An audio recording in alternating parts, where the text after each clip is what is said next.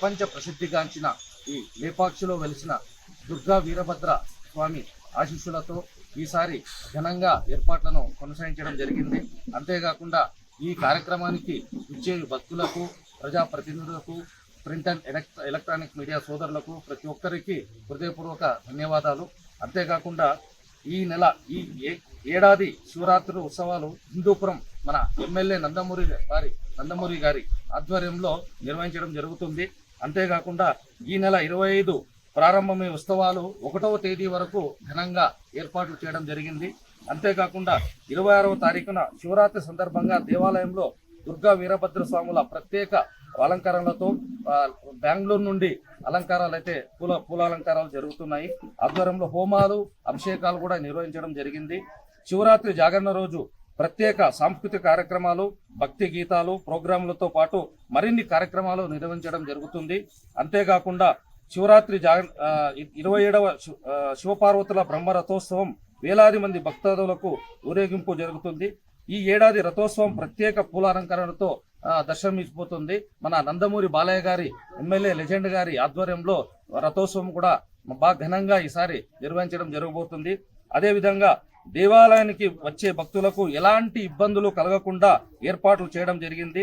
భక్తి భావాలతో విధులు నిర్వహించే కొంతమంది మా మిత్రమండలి వాలంటీర్స్ కూడా ఏర్పాటు చేయడం జరుగుతుంది. అంతేకాకుండా వృద్ధులు, వికలాంగులకు ఎటువంటి ఇబ్బందులు లేకుండా తూర్పు ద్వారం నుండి మా మిత్రమండలి వారికి సౌకర్యం కలిగించడం జరుగుతుంది. అదేవిధంగా దేవాలయం దర్శనం అనంతరం భక్తులకు తీర్థ ప్రసాదాలు అన్ని ఇక్కడ మన టెంపుల్ ఆవరణంలో ఇవ్వడం జరుగుతుంది.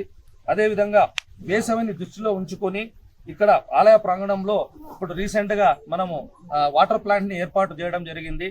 ఎటువంటి ఇబ్బందులు కలగకుండా వాటర్ ని మనం లోపల గర్భగుడిలో నుంచి మొదలుకొని కింది వరకు వాటర్ ని సప్లై చేయడం జరుగుతుంది. అంతేకాకుండా ముఖ్య గమనిక ఏమంటే ప్రతి ఒక్కరికి, ప్రజాప్రతినిధులకు, అతిరథ మహారథులకు, భక్తాదులకు, గ్రామ పెద్దలకు ప్రతి ఒక్కరికి మా టెంపుల్ తరఫున అందరి తరఫున విన్నపము, ప్రతి ఒక్కరూ 12 గంటలకెల్లా రథోత్సవం రోజు ఆలయ ప్రాంగణంలోకి విచ్చేసి అందరూ పూజలు నిర్వహించడం జరుగుతుంది. 12:30కి ఉత్సవ విగ్రహాలను టెంపుల్ దగ్గర నుండి రథోత్సవం దగ్గరికి తీసుకువెళ్ళడం జరుగుతుంది. కరెక్ట్ గా 1 o'clockకి రథోత్సవం అనేది స్టార్ట్ అవుతుంది. కాబట్టి ప్రతి ఒక్కరూ పేరున ప్రతి ఒక్కరికి తెలియజేసుకుంటున్నాను, భక్తాదులందరూ 12 గంటలకెల్లా ఆలయ ప్రాంగణంలోకి విచ్చేయండి. విచ్చేసిన తర్వాత 12:30కి రథోత్సవం దగ్గరికి ఉత్సవ విగ్రహాలు వెళ్తాయి. దీన్ని గమనిక ప్రత్యేకంగా మీరు మీ మీడియా మిత్రుల ద్వారా ప్రజలందరికీ తెలియజేయండి. ఇది చాలా ఇంపార్టెంట్. ఎందుకంటే లేట్ అవ్వడం జరుగుతుంది. లాస్ట్ ఇయర్ కొద్దిగా డిలే అయింది. అది కాకుండా లాస్ట్ ఇయర్ డిలే కాలేదు, టైంకి ముగించాము. ఈసారి కూడా ప్రతి ఒక్కరూ అందరూ విచ్చేసేయండి 12 గంటలకల్లా. అంతేకాకుండా ఉత్సవాల సందర్భం దేవాలయం మొత్తం విద్యుత్ కాంతులతో ఈసారి బెంగళూరు నుండి స్పెషల్ గా పిలిపించడం జరిగింది. ఆ తర్వాత మన లేపాక్షి మొత్తం మన వీధుల్లో కూడా, ఆ తర్వాత ఆలయానికి కూడా పెద్ద ఎత్తున ఇవి లైటింగ్స్ ఏర్పాటు చేయడం జరిగింది. అంతేకాకుండా రథోత్సవం రోజున భక్తులు, ప్రజలు, యాత్రికులకు, దాతలకు ముందుకు వచ్చి అన్నదానం, మంచినీటి వసతి కలిగించే వారికి ప్రత్యేకంగా టెంపుల్ తరఫు నుండి వారికి కృతజ్ఞతలు తెలియజేసుకుంటాము.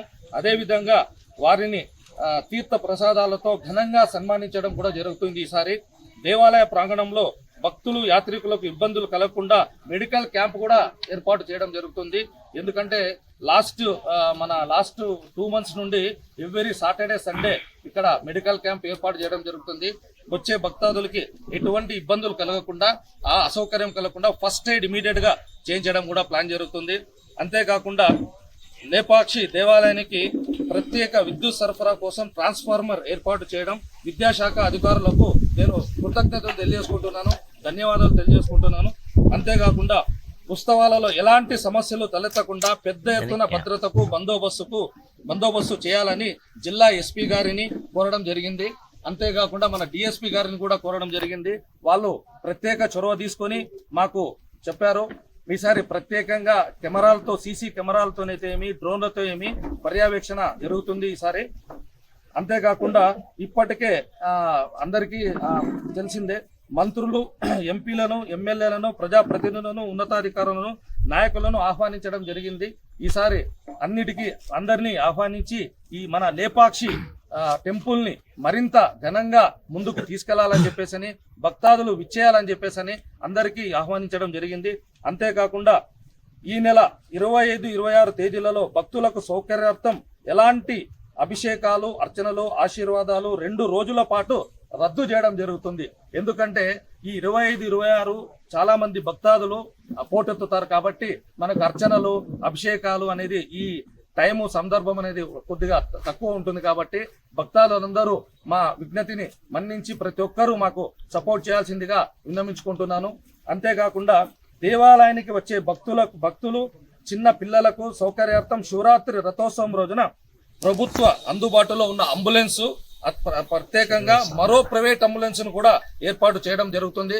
ఎందుకంటే ఎటువంటి ఇబ్బంది లేకుండా ఏదైనా ఎమర్జెన్సీ ఫస్ట్ ఎయిడ్ కానీ ఇంకోటి కానీ డబుల్ అంటే ఆల్టర్నేట్ అంబులెన్స్ కూడా ఏర్పాటు చేయడం జరిగింది. అంతేకాకుండా మెడికల్ వ్యవస్థను కూడా ఏర్పాటు చేయడం జరిగింది. ప్రతి ఒక్కరికి వచ్చే భక్తాదులు అందరికీ ఎటువంటి ఇబ్బందులు లేకుండా అన్ని సౌకర్యాలతో ఈసారి ముందస్తు నీట్ గా అంతా ప్లాన్ చేసుకొని ఎటువంటి ఇబ్బందులు కలగకుండా మొత్తం నీట్ గా ప్లాన్ చేశాము. మరిన్ని వీడియోస్ కోసం ఛానల్ ని సబ్స్క్రైబ్ చేయండి. లేటెస్ట్ అప్డేట్స్ కోసం వాట్సాప్ ఛానల్ ని ఫాలో అవ్వండి. ఆ లింక్ డిస్క్రిప్షన్ లో ఉంది.